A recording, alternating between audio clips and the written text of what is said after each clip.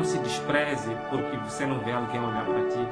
Não se despreze porque ninguém olha por ti. Não se despreze porque ninguém te respeita, ninguém te dá honra, ninguém te entende. Olhe para cima, existe alguém no alto que olha para ti.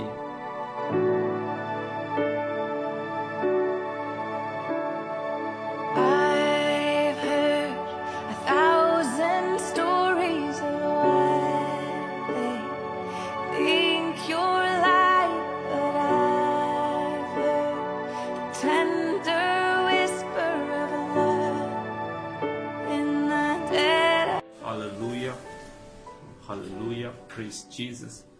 Louvado seja Jesus, glória a Jesus. Quero louvar a Deus nesta tarde, quero louvar a Deus neste dia, quero louvar a Deus pela minha vida, quero louvar a Deus pela minha família, quero louvar a Deus pela oportunidade que Ele me dá de mais um ano de vida. Hoje é meu aniversário. Quero louvar a Deus pela vida do ministério, quero louvar a Deus pelos jovens, quero louvar a Deus por tudo quanto Ele tem feito, quero louvar a Deus pela vida do nosso mentor, nosso pai na fé, o apóstolo Antônio Bernardo Stoy. Creio que Ele está nos acompanhando neste momento. Sinta-se cumprimentado, você que é visitante, você que é amigo, simpatizante da Igreja Sinais de Maravilha de Deus, você que nos acompanha pelo YouTube, pelo Facebook, que a graça e a paz de Cristo seja sobre tua casa, seja sobre tua vida, seja sobre tua família. Jesus. Eu tenho uma palavra da parte de Deus, palavra esta que tem como tema o poder da persistência. Deus colocou essa palavra no meu coração quando hoje, no dia de hoje, logo pela manhã, eu me perguntava o que iria ministrar e a palavra que veio no meu coração é uma palavra de persistência. E sem entender muito a respeito disso e me lembrando do tema que foi colocado pelo nosso líder para este ano, que é o ano da esperança, e percebo que esses temas eles têm algo semelhante, eles têm algo em concordância, é que não existe esperança sem persistência. E não podemos viver aquilo que nós esperamos se nós não persistirmos naquilo que nós acreditamos ou naquilo que nós esperamos. E esta palavra vai de encontro com todos aqueles que se encontram em uma situação de aflição, todos aqueles que se encontram em uma situação em que não vê mais saída. A palavra de Deus persista, porque Deus ele vai honrar a tua vida, Ele vai honrar a tua fé, Ele vai honrar aquilo que você está esperando da parte dEle. Aleluia. E quando essa palavra me veio logo pela manhã, um dos textos que veio em concordância com este tema, eu estava lendo lá Abacuque capítulo 3, é um texto muito conhecido, mas uma coisa que me chama a atenção na história de Abacuque é que a Bíblia diz que Abacuque ele estava passando por um momento, ou melhor, a nação de Israel, ou a nação da qual ele fazia parte, estava passando por um momento de tribulação, estava passando por um momento de fome, um momento de escassez, estava passando por um momento de uma pandemia, de uma epidemia, para bem dizer, em que Abacuque ele não via mais esperança, mas ele sentia o peso da mão de Deus, ele sentia a ira da parte de Deus para com o povo de Israel. E Abacuque ele orando, a Bíblia diz lá em capítulo 3, a partir logo do versículo 1, a Bíblia diz que Abacuque ele começou a orar e dizia a Deus, renova os nossos dias como eram antes. Abacuque ele orava e pedia um avivamento da parte de Deus. Eu creio que neste tempo que nós estamos vivendo, neste momento que a igreja está passando, neste momento em que existem tantas coisas, é um momento de dor, é um momento de preocupação, é um momento de incertezas, é um momento de tribulação, mas eu creio que neste momento Deus está à procura de homens como Abacuque, homens que vão se levantar e vão se posicionar e vão clamar a Deus pedindo um avivamento, porque Deus ele quando derrama um avivamento, Deus ele derrama restauração. Quando Deus derrama um avivamento, Deus derrama edificação. Quando Deus derrama um avivamento, Deus derrama um novo tempo. Eu creio que o que nós precisamos neste momento é de pessoas que vão se posicionar como intercessores, pessoas que vão se colocar na brecha como Abacuque e vão pedir da mão do Todo-Poderoso um avivamento. E uma das coisas interessantes é que quando você lê o texto de Abacuque, lê o capítulo 3, a Bíblia diz que Abacuque ele orava e dizia, Deus, eu sei que estamos num momento de ira, eu sei que a tua ira vem sobre este povo, mas por favor, lembre-se da tua misericórdia. Nós precisamos buscar a face de Deus e precisamos falar com Deus na certeza de que nós o conhecemos. Abacuque, quando pede a Deus, diz: Deus, lembre-se da tua misericórdia. É porque Abacuque conhecia Deus. É porque Abacuque sabia como Deus era. É porque Abacuque conhecia o coração de Deus. Nós precisamos nos mover ao trono de Deus. Nós precisamos nos mover em intercessão. Mas, acima de tudo, nós precisamos conhecer a quem nós adoramos. Nós precisamos conhecer a quem nós estamos levantando um trono de intercessão, um trono de adoração. Mais do que falar, mais do que dizer, nós precisamos conhecer a esse Deus que nós servimos. Jesus, ele deixa uma palavra, né, em João capítulo 17, versículo 3. Ele diz assim: a vida eterna é essa, Pai, que te conheçam como único Deus. Porque não tem como experimentarmos eternidade, não tem como experimentarmos coisas de Deus se nós não o conhecermos. Deus está procurando de pessoas que queiram o conhecer. Pessoas que não vivam apenas de ouvir falar de Deus, mas que conheçam o coração dele. Conheçam qual é a vontade do coração dele. Conheçam o motivo das suas lágrimas. Conheçam a dor do coração de Deus. Em nome de Jesus, eu creio que nós estamos entrando neste tempo. Que Deus vai levantar pessoas que não só vão olhar para a mão de Deus, vão olhar para aquilo que Deus pode fazer, mas vão buscar conhecer ao coração do nosso Criador. Glória ao Todo-Poderoso, glória a Jesus. A Bíblia continua dizendo algo no texto lá em Abacuque, algo que me impactou. A Bíblia diz assim, que Abacuque, ele orando, ele disse: Senhor, ainda que a figueira não floresça, ainda que os campos de plantação não produzam nada, eu me alegrarei no Senhor. Ainda que as coisas estejam passando por um momento de tribulação, ainda que eu não veja nenhum sinal da tua presença, ainda que eu não veja nenhum sinal da tua mão, Senhor, eu me alegrarei na tua presença. Porque, bem na verdade, muitos de nós só conhecemos ou só sentimos que a presença de Deus está sobre nossa vida quando as coisas vão bem. Nós só sentimos que Deus está conosco quando tudo vai bem. Nós só sentimos que Deus está conosco quando temos um bom emprego, quando temos uma boa casa, quando as coisas estão a prosperar. Mas Deus está à procura de pessoas que creem que Deus está no meio de tudo, apesar das circunstâncias, apesar dos problemas, apesar da fome, apesar da pandemia, apesar de todas as outras coisas. Nós precisamos crer que o Todo-Poderoso está no nosso meio. Glória a Jesus. Perceba, a tua amizade, a tua intimidade com Deus não te limita ou não te arranca de passar por tribulações, ou não te impede de passar por dificuldades, ou não te impede de passar por momentos tristes, ou não te impede de passar por momentos onde você não veja mais saída. Não. A Bíblia diz que Lázaro era amigo de Jesus, mas Lázaro, ele passou por um momento de dificuldade. Lázaro esteve enfermo, Lázaro experimentou a morte, mas ele era amigo de Deus. O ser amigo de Deus não te isenta de problemas. O ser amigo de Deus não te isenta de dificuldades. O ser amigo de Deus não te isenta de doenças. O ser amigo de Deus não te isenta de sofrimentos. Para bem dizer, Jesus, ele deixou uma palavra lá no livro de João, acho que é no capítulo 17, Jesus disse: no mundo tereis aflição, mas tende bom ânimo, porque eu venci o mundo. Essa esperança que a igreja precisa carregar. Que Jesus venceu o mundo e nós também venceremos. Que Deus nos chamou para a vitória e não para a derrota. Que a circunstância, que a dificuldade que nós passamos não dita a nossa derrota, mas é uma escada para aquilo que Deus tem preparado para nós. É uma escada para alcançarmos o melhor de Deus para a nossa vida. Em nome de Jesus. Aleluia. Glória a Jesus. Glória a Jesus. Praise Jesus. Glória a Jesus. No livro de João, no capítulo 5, tem um texto que eu amo. João capítulo 5. Abra sua Bíblia em João capítulo 5. Quero compartilhar esta palavra que queima no meu coração.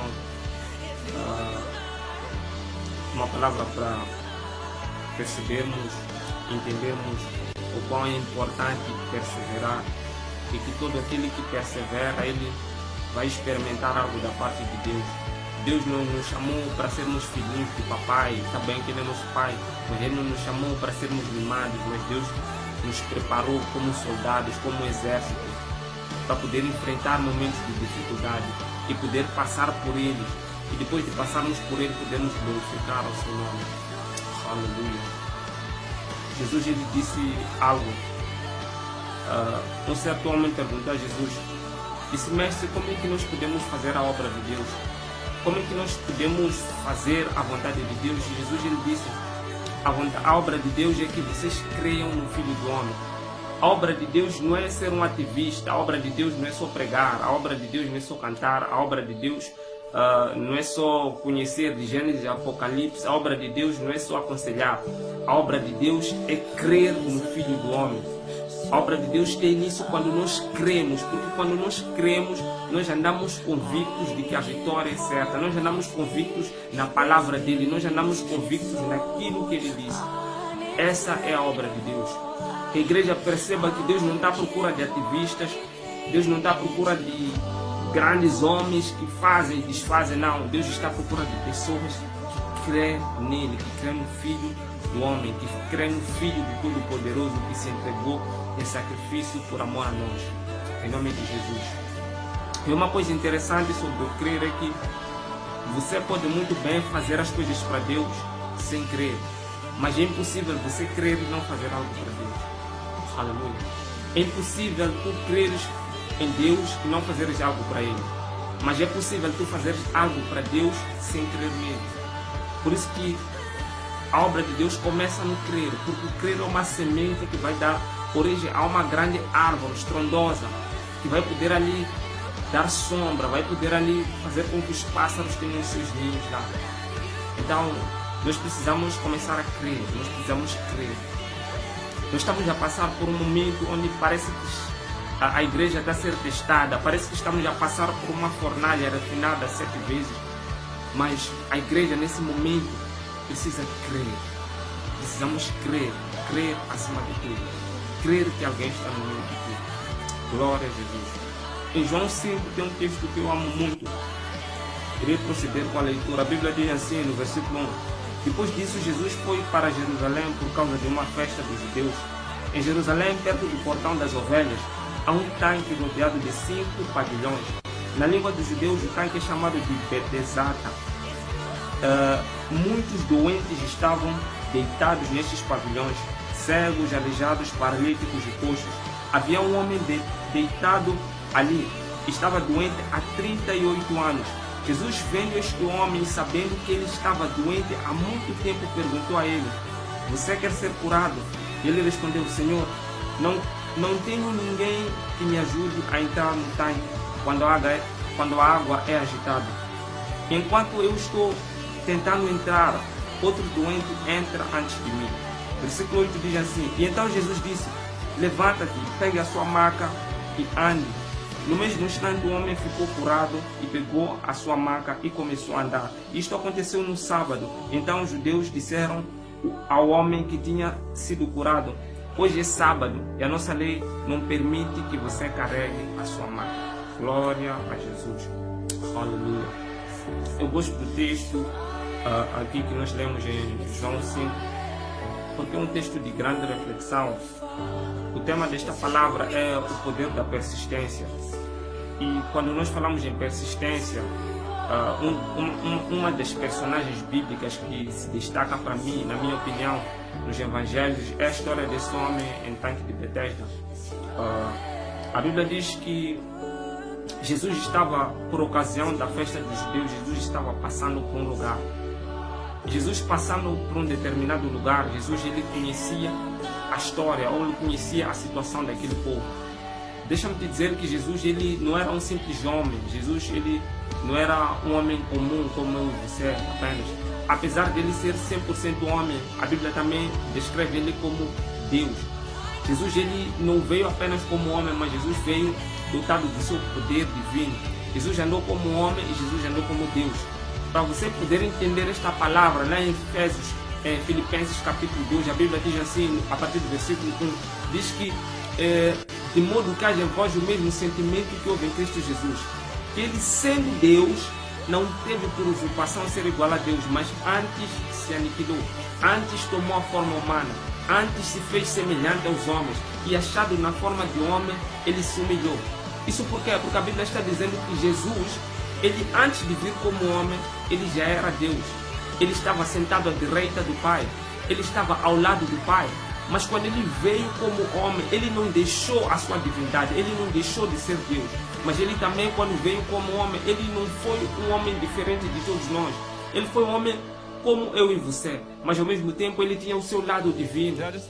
Para bem entender isso, toda vez que você vê um texto bíblico, toda vez que a Bíblia conta sobre um episódio de Jesus, você vai se deparar com uma situação onde Jesus ele usa o seu poder divino e onde Jesus ele é tomado pelo cansaço, ele é tomado pelas dificuldades e pela limitação do homem. A Bíblia diz que Jesus, ele certo dia, depois de um dia de muito trabalho, a Bíblia diz que Jesus ele se deitou no barco e dormiu. Por quê? Porque Jesus era homem, Jesus sentia necessidades humanas, Jesus precisava se deitar. Lá no livro de João, capítulo 4, a Bíblia diz que Jesus sentiu sede.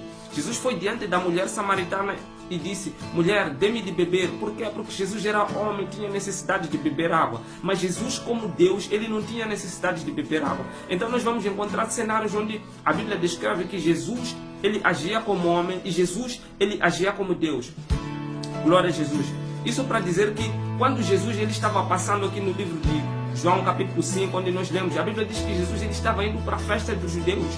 Mas ao mesmo tempo o lado divino dele fazia perceber a situação do lugar onde ele estava. Jesus percebia o ambiente em que ele estava inserido. A Bíblia diz que Jesus ele, quando estava passando, ele se deparou com um lugar, com um pavilhão. Aqui no texto onde nós lemos, nessa versão diz Betesda, mas em muitas versões diz Betesda, o tanque de Betesda. Por quê? Porque era um lugar que era muito conhecido na cidade. Era um lugar onde os doentes, onde os paralíticos, onde os coxos, onde os aleijados, onde os necessitados fisicamente de alguma cura, de um poder, de um milagre vindo da parte de Deus, iam para lá. E a Bíblia diz que Jesus, ele passando daquele lugar, Jesus ele foi chamado a atenção pela história de um homem. Jesus sabia que todos que estavam naquele lugar tinham uma necessidade. Todos que estavam naquele lugar precisavam de alguma ajuda. Todos que estavam naquele lugar ansiavam por uma cura. Mas Jesus foi movido pela história de um homem. Homem este que a Bíblia diz que ele estava enfermo há 38 anos de idade. Há 38 anos passavam-se e ele não via-se livre da doença que ele tinha. 38 anos se passavam e ele via-se limitado por causa da sua condição. A história desse homem comoveu o coração de Deus. Eu creio que por causa do poder, ou melhor, por causa da sua persistência. A Bíblia diz que o homem estava 38 anos à espera de um milagre. Há 38 anos ele esperava que alguém lhe lançasse no tanque. Há 38 anos ele via pessoas a passarem na frente dele enfermas que voltavam curadas. Há 38 anos ele via pessoas a prosperarem na frente dele. Há 38 anos, pessoas que possivelmente cresceram com ele, que tinham melhorado de vida, pessoas que cresceram com ele, que tinham dificuldade, já tinham passado por aquela dificuldade, mas ele continuava no mesmo lugar. Muitas das vezes, quando nós olhamos para a nossa vida, nós queremos fazer uma comparação em relação àquilo que está acontecendo na nossa vida e aquilo que está acontecendo na vida dos outros. Muitas das vezes nós somos levados a nos compararmos com os outros. Somos levados a olhar a vida dos outros e achar que a vida dos outros é melhor que a nossa. Muitas das vezes nós somos levados a ter inveja até daqueles que estão a prosperar, porque quando nós olhamos para nós não conseguimos enxergar nada de novo, não conseguimos enxergar nenhuma mudança. E muitas das vezes nós desistimos. Quantas pessoas já se frustraram com a vida? Quantas pessoas já tiraram suas próprias vidas por causa da frustração? Por verem que coisa Y, coisa Z na minha vida não anda, mas quando eu olho para a vida do outro, parece que a vida do outro é melhor. Esse homem foi ensinado pela situação que ele estava a passar, a saber lidar com essas situações da vida, a saber lidar com a prosperidade dos outros, a saber lidar com o sucesso dos outros, a saber lidar com a cura dos outros. Eu creio que a maior dor que esse homem sentiu não foi a dor física, mas era a dor emocional. Era ver a situação dos outros, parece que vai melhor, mas a sua situação não muda. É ver, parece que a vida dos outros prospera e a sua não transforma-se, não há mudança, não há nada de novo. É ver a vida dos outros andar, mas parece que a vida dele está estagnada. Muitas pessoas vivem assim. Muitas pessoas hoje olham para as suas vidas e se comparam. Muitas pessoas até colocam em questão: será que Deus realmente está em minha vida? Porque parece que a vida do fulano Y, do Z, parece que anda, mas a minha não. Era como esse homem estava. E a Bíblia diz que quando Jesus chega para ele, só para você ter uma noção, a Bíblia diz que quando Jesus chega para ele e pergunta: queres ser curado? No versículo 6, logo no final do versículo 6, a Bíblia diz assim: Jesus perguntou-lhe: você quer ser curado? E ele respondeu: Senhor, eu não tenho ninguém que me ajude. Ele começa a abrir seu coração, ele faz perceber-nos que o que ele esperava era que alguém o ajudasse. O que ele esperava era que talvez um amigo, um familiar o ajudasse. O que ele esperava talvez era que alguém, ao ser curado, pegasse na mão dele e o ajudasse a ser curado também. Ele esperava uma ajuda humana. Ele esperava uma ajuda terrestre. Ele esperava uma ajuda na horizontal. Ele não teve ajuda na horizontal. Quando as pessoas hoje estão olhando, talvez se meu familiar, talvez se meu primo, meu irmão, meu pai pudesse fazer alguma coisa por mim, a minha vida seria diferente. Quando as pessoas olham para as suas vidas e dizem: se eu tivesse alguém para me ajudar, se alguém pudesse fazer algo para mim, eu não estaria nessa situação. Ele dizia: Senhor, eu não tenho ninguém que me ajude, não tenho ninguém que é por mim, não tenho ninguém que intercede por mim, não tenho ninguém que lute por mim, não tenho ninguém que ore por mim. Quantas pessoas hoje olham para si mesmas e não conseguem ter amor a si próprios, porque eles não vêem ninguém que os dá amor, não vêem ninguém que lhes dá honra, não vêem ninguém que lhes respeita. A Bíblia diz que esse homem lhe dizia: eu não tenho ninguém. Talvez você diga para si mesmo: eu não tenho ninguém que é por mim. Eu não tenho ninguém que intercede por mim. Eu não tenho ninguém que lute por mim. Eu não tenho ninguém que me mentorie. Eu não tenho ninguém que me ajude a ir para frente. Eu não tenho ninguém que me motive. Mas deixa-me te dizer, você tem alguém lá nos céus que é por ti. Você tem alguém sentado no trono que é por ti. Você tem alguém que a Bíblia diz que ele não dorme, ele não pestaneja, que é por ti. Você tem alguém que entregou sua vida por amor a ti. Você tem alguém que se sacrificou por ti. Você tem alguém que mesmo na tua pior, mesmo você sendo alguém que não merece, ele escolheu a ti. Não se despreze porque você não vê alguém olhar para ti. Não se despreze porque ninguém olha por ti. Não se despreze porque ninguém te respeita, ninguém te dá honra, ninguém te entende. Olhe para cima, existe alguém no alto que olha para ti. Existe alguém que dá valor à tua vida, existe alguém que conhece teu sofrimento.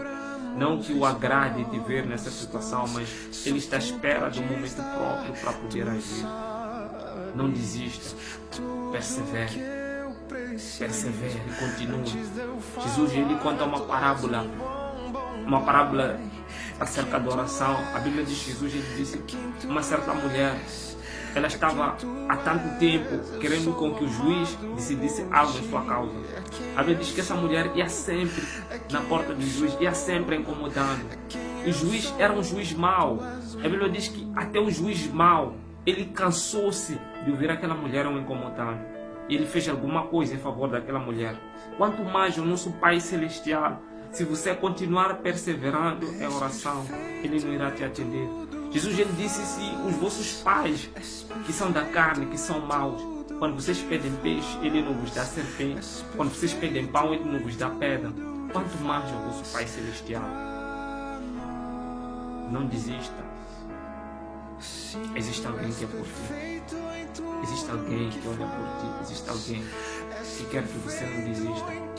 Ele vai realizar no momento certo, na hora certa. Eu não sei, talvez não seja o momento que você traçou, talvez não faça parte dos teus planos, talvez até esse ano que Deus vai agir, talvez seja um ano que você já se via em outro lugar, mas aí será o momento dele. Não desista. Não desista da tua vida, não desista da tua história, não desista da tua família, não desista dos teus irmãos, não desista dos teus primos, não desista de ninguém, não desista até daquele desviado, não desista daquele que até a sua vida continua nas drogas, na bebidice. Não desista, porque Deus não desistiu de ti. Em nome de Jesus. Que a graça e a paz de Deus seja sobre a tua vida. Eu fico por aqui com a promessa de voltar numa próxima ocasião, se Deus assim quiser. Em nome de Jesus. Amém.